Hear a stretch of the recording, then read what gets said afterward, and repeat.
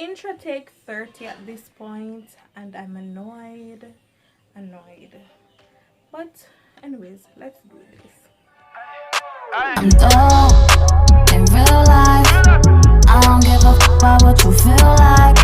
I'm dope. What's up, guys? Welcome back to Becoming Stefanell. I'm Stefanell for those that are new here, and in today's video we're bringing you another Mommiana Talk segment, and today's topic is cesarean or C-section. But first, if you're new here, guys, join the family. We'd love to have you, so go ahead and click that big red subscribe button and ensure that you click the bell beside it so you're notified whenever I upload, right? Let me just give you a minute to go ahead and do that. Press the big red subscribe button and click the bell.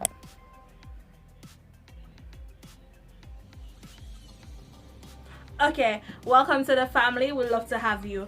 Now, if you're already subscribed, you're already an OG, so go ahead and comment OG fam in the comment section so I can know that you've been here since day one and you're a real one. I do want to mention that I'll be doing shout outs at the end of each video, so you guys can look out for that, and all you have to do is leave a comment in the comment section, right? If it is that you want me to add your business Instagram in that shout out, go ahead and drop a business Instagram handle. If it's a personal Instagram, we can do that as well, but I'll randomly be selecting a few comments and I'll be shouting them out at the end of each video moving forward. All right, so yes, so as I mentioned, today's video is about cesarean C-section. Everybody should know this by now. I have a son and I did receive a cesarean, and before having Xavier, I did not know much about C-section. I know that you got cut and I know that they took the baby from you, but that's basically it. I didn't really have basic knowledge on what a C-section is, or just basic things that I should know. I did not know. Granted, people did, they told me like, don't do this, don't do that. So personally, this information you can definitely find on Google. You can definitely do your own research, but if you're anything like me, sometimes you don't like having to read those long articles. You'd rather to listen to a video while you're doing something or whatever the case is. So that's why I'm here now today talking about it. All right, so that's Xavier in the background. He's been annoying since the start of this video, so yeah. Anyway, so let's get in. Xavier, I'm going to need you to be quiet. So let's get into this video, guys. Cesarean. First and foremost, what is cesarean? What is a C-section? It's a surgical procedure used to deliver babies. It's usually on your lower, it's an incision on your lower abdomen and your uterus. Okay, so your C-section can be either planned or you can have an emergency C-section. Now, with a planned C-section, maybe you know that you can't deliver the baby naturally, like vaginal birth, and you knew that you would have to do a C-section prior to going into the delivery room, right? So that's what's called a planned C-section. I'm not sure if you can opt to get a C-section rather than have natural birth in Jamaica. I'm really not sure about that, but if it is that they know that you can't pass the baby through your passage, then they'll plan a C-section. Emergency C-section, which is what I did, is when maybe you're already in labor and they realize that you can't push the baby, so they'll take the baby. Maybe they'll induce you and nothing happens, like me, and they'll have to take the baby. And I did talk about this in my birthing story, so you guys can go check that out. I'll leave the link in the description so you can go watch it. All right, and yeah, that's basically what I did. Emergency C-section. So those are the two types of C-section, and that is what a C-section is. Now, why would you get a C-section? Reasons for a C-section birth, right? So in my case, labor was not progressing, so they had to take the baby. I was induced and nothing happened. So once you're induced, you can't keep the baby inside, you'd have to take the baby. So that happened, right? Another reason could be your baby is in distress. Maybe there's something happening to the baby and they have to rush to get that baby out. It could be a case that you're pregnant with twins or more, and sometimes if the baby is too big, they'll take it. Health concerns for you. For in my case, hypertension. That's why they induced me in the first place. Yes, what else? It could be that you've had a C-section before, and normally when you have a C-section for your first pregnancy, if you have another pregnancy, they'll advise you to get another C-section. Me personally, if God do bless me, I'm not working for one, nor am I planning on having one, right? But if it happens and God bless me with another child, I do not want a C-section. I'm sorry. First and foremost, in my case, it's not a case where I could have pushed. It's just the high blood pressure, and they didn't want to keep my pressure was not lowering basically, so they had to induce to just take the baby. So that's my reason. So if I'm to get pregnant again, trust me, I would want to push. Another reason is a breech birth. Is it that it's called a breech birth?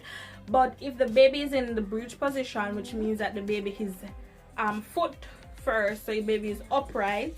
Now normally when you go into labor, the baby will turn, so the baby will be head down, right? And that's how they come, head first. But if they come foot first, then that is considered a breech birth, and I hear that birth is so painful, so most times they would, you know, let a mother do a C-section. So risk associated with getting a C-section for the baby, and one thing I researched and found out was breathing problems. And when I said breathing issues, it's not really, let me not say that, but when I said breathing problems, it's like they're breathing too fast. And I feel like that's something that I noticed with Xavier, and I actually brought the doctor's attention to it, because I was paranoid. Like, trust me, I was so paranoid that first night having Xavier. Whew. So I noticed that he was breathing too fast. I was like, why is he breathing like that? And then his heart rate was just, you know, so fast. And but they said that it's normal. They told me that it's normal and it will change, and babies normally have a faster heartbeat. I don't know why. And the breathing, like, that's associated with a C-section baby. It usually subsides, but if it doesn't, definitely check out your doctor. You bring your child to a pediatrician to get the checkup or whatever the case is, right? If you're a first-time mother and there's something that scares you about your baby, bring them to get a checkup. Don't sit down and wait. Not even if you're a first time, like, just come and say hi to the camera. Hi, Say hi, YouTube. Hi, YouTube. Hi, YouTube. Hi, YouTube. Yeah. Okay, so another risk is surgical injury, which this rarely happens, but it's a possibility. And that's where, you know, like the scalpel that the doctor uses, or scissors or whatever, and might nip the baby. And that's usually, it rarely happens, as I say, but it's a possibility that could happen. Hi. Okay, Xavier, we get enough for hi now. Okay, so for mommies now, risk involved in a C-section birth for mothers, right? And the first risk is infection, guys. The incision from the Xavier, go and sit down, please. The incision can get infected. That's the one on your uterus or the one outside. Either one can get infected, and nobody wants that, but it's a risk, and you guys must know the risk, right? I think it's best to know the risk going in, so you can know like what to look for or something like that. That's just me. Another thing is hemorrhaging, like, and this is whether you bleed heavily or too much during or after you've gotten the C-section. That's considered hemorrhaging. All right. Another thing is blood clots. Blood clots travel, and so that's a risk associated with having a C. Yeah? You can develop blood clots. You can also get surgical injuries, just like the baby, because, you know, the doctor is cutting inside of you, so something could go wrong. Fingers crossed nothing go wrong, but it's a possibility. Everybody is human, so yeah. And it's a higher risk for future pregnancy with a second pregnancy and birth. If you choose to do the vaginal birth, you're at risk of tearing open your incision. So that's a risk. Yeah, so these are things that I personally think that you should know before and after you've gotten a C-section, right? I just feel like mothers, you're not planning, nobody plans on getting, well, let me not say that, because people nowadays, they seem to want the C-section. I don't know why, but most persons aren't going into the delivery room thinking, okay, I'm going to get cut. Most persons would want to a vaginal birth, right? But I think that mothers, those who are pregnant, they should be educated on everything birth, right? So you should know the risk associated with, you know, being pregnant and going in the delivery room. You should know every likely scenario that could play out. You know, you could have the baby naturally, you could be rushed to the theater to get a C-section. So I just feel like you should just educate yourself on it, so you are in the know and you're not caught by surprise if something happens, like, you know, in the moment. Of course, you, if you don't want it, you'll be feeling some type, or you'll be sad. I personally, I was bawling my eyes out because I did not want a C-section, right? I really did not want a C-section. I wanted to have Xavier naturally. I don't know why, but it really got me depressed in the hospital for, you know, some time. But I prayed about it and I thought about it, and I was like, what if I fight this and something was to happen to Xavier? I would not be able to forgive myself. So I was just like, I'm going to, I feel like I was afraid of not waking up. I was afraid of, let's not put that out there, but I was really scared. Even right now I'm getting emotional because that was and then I, like, in a moment, like, I was literally alone, meaning there were mothers around me, but I didn't have friends around me, I didn't have family around me, and that was really, really hard for me. But you know, I got through it. It is what it is. But yeah, as I was saying, like, I just thought to myself, what if I fight this and tell them I don't want them to induce me or whatever, and then something happens to Xavier because my blood pressure is too high. And guys, your blood pressure is nothing to play with. Your blood pressure could be high and you just walk in and you just drop, not knowing that your blood pressure is high, and then that's it, dead. You can get a stroke, you can do, so many things could happen. So, and I know it's a lot, but I decided to do what's best for Xavier, and I just made up my mind, toughen up, put on my big girl panty, because I needed to go trouble him and we want the best for him, right?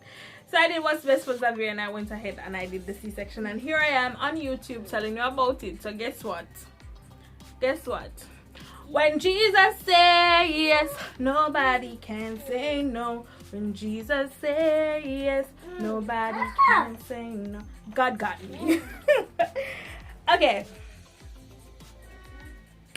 so let's get into this now. Things that I think you should know before and after you've gotten a C-section. So the first thing is, do not shave. If it is that you know that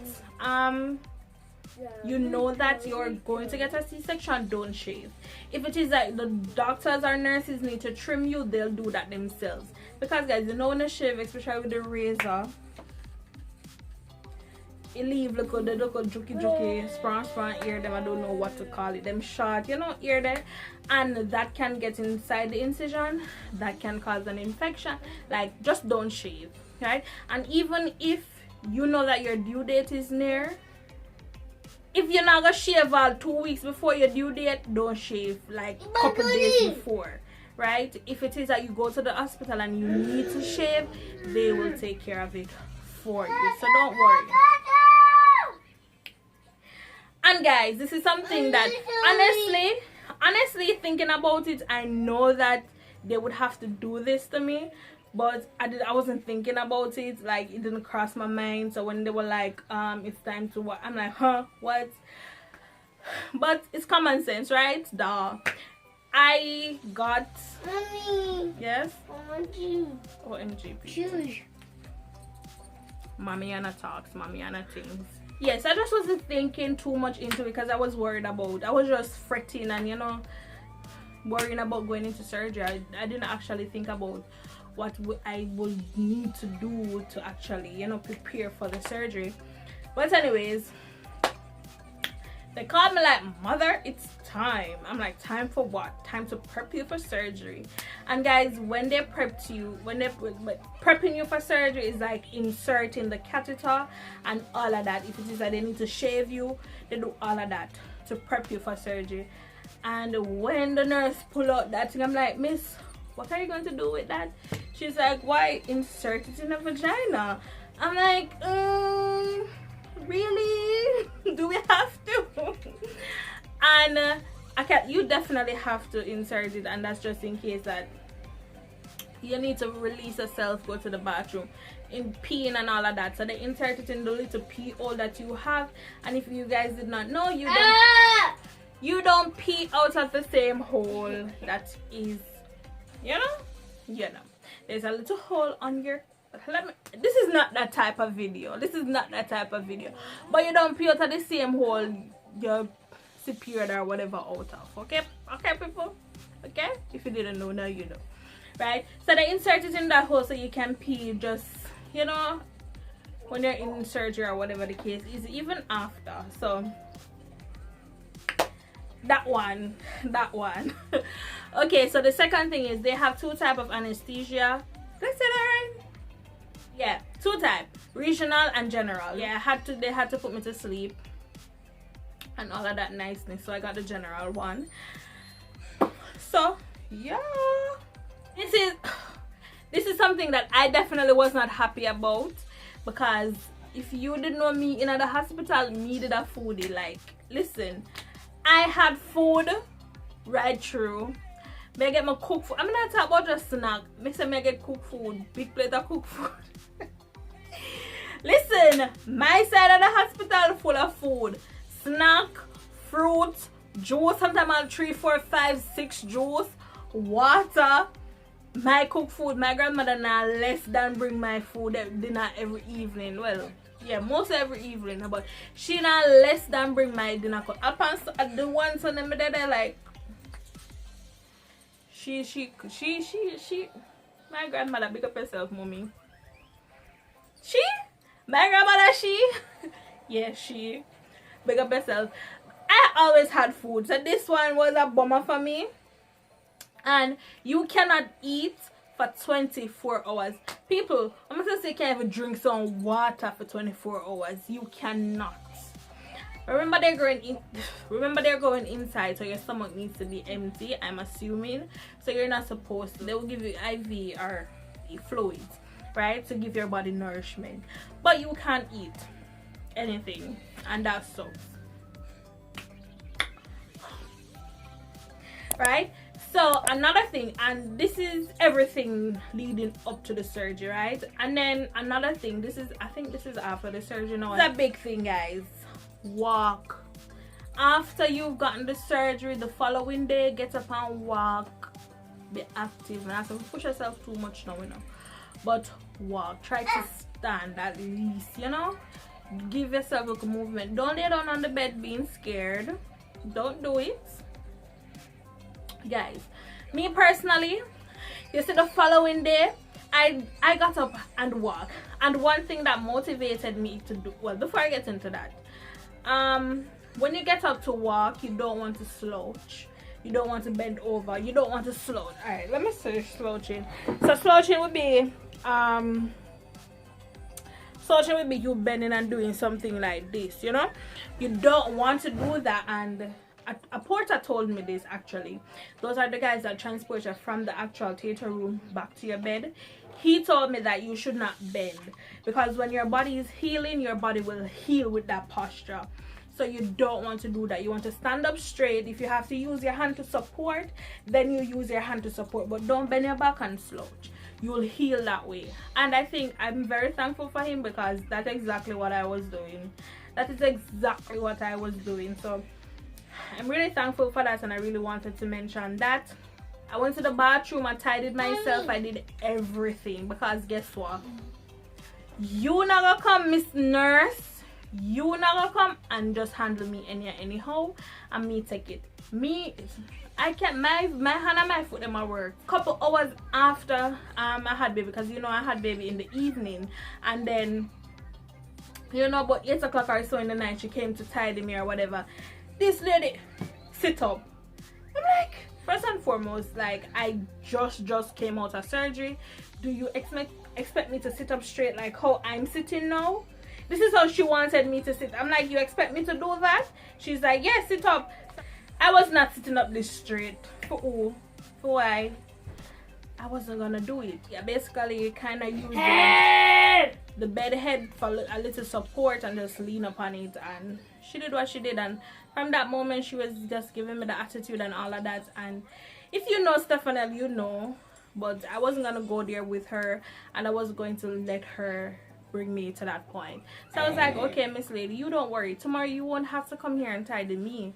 I walked to the bathroom and I tidied myself. When I got back to the room, all of the mother was like, oh, you're goodie, you're goodie. I was like, good? Me like, when I want to stay at this hospital forever, I don't want to. First and foremost, I was in there for 7 days, and that's 7 days too long. I wanted to just be in the hospital for 1 day, just have the baby and come out. I did not want to be in the hospital for so long. Much less me have the baby already and me figure lie down in a bed, make them feel like there's something wrong with me and me can't walk. Me say no, me say I don't want to stay in here. So guess what? Get up and walk. So guys, you do not want to lift anything heavier than your baby. I cannot stress that enough. Do not lift anything heavier than your baby. So fellas, this is where you come in. If you live with your partner, if you live with a mother or sister or anybody, just let them know if you had a C-section, you cannot lift anything heavier than your baby, because you do not want to open your incisions, right? And another thing, ladies, give your body time to heal. Give your body time to heal. The outside may seem healed, but inside may not be healed.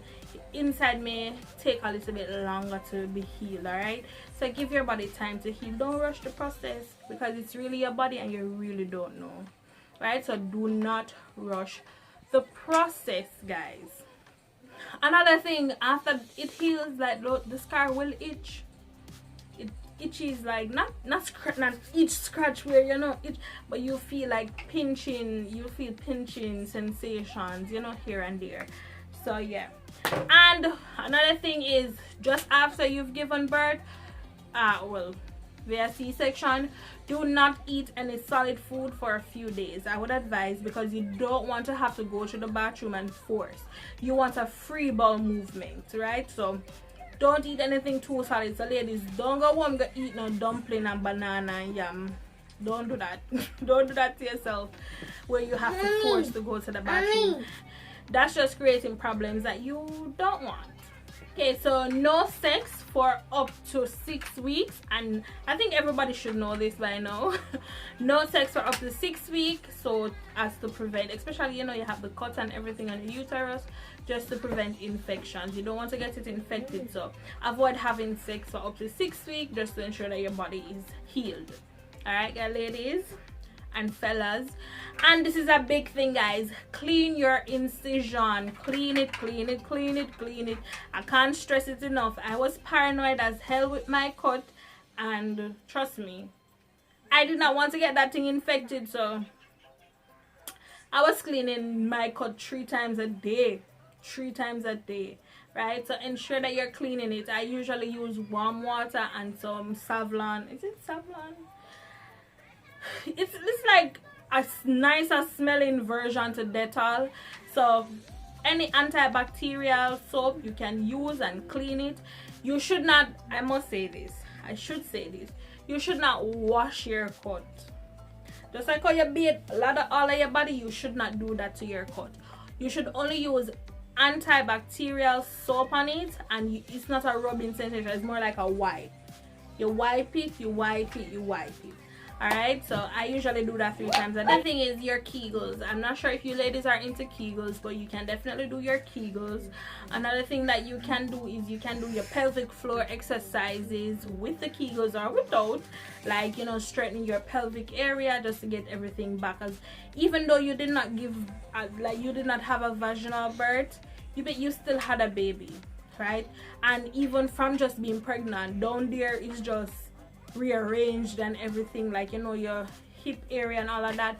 So you definitely want to do your pelvic floor exercises or your Kegels or both. You just don't do your Kegels, like, alright. If you don't know what all of that is, go on YouTube and type it in. There's a lot of videos there. And this is something I also wanted to mention quickly, is signs to look for to know if your incision is infected, right? And this is huge because, again, we don't want to get or cut infected, whether from the inside or the outside. So ensure that you're taking the necessary precautions to lessen your chances of getting it infected, which is no sex. Ensure that you're cleaning your cut with antibacterial, just hygiene. All right. So the first thing is the area may appear swollen and red. It may be leaking discharge, and that is a huge sign that it might be infected, and you definitely want to seek professional help with that. You definitely want to go back to your doctor, go back to the hospital, whatever you want to do, just go and get that checked out. Another thing is you may get a fever. If you find that you're running a fever, definitely want to check that out to ensure that everything is good.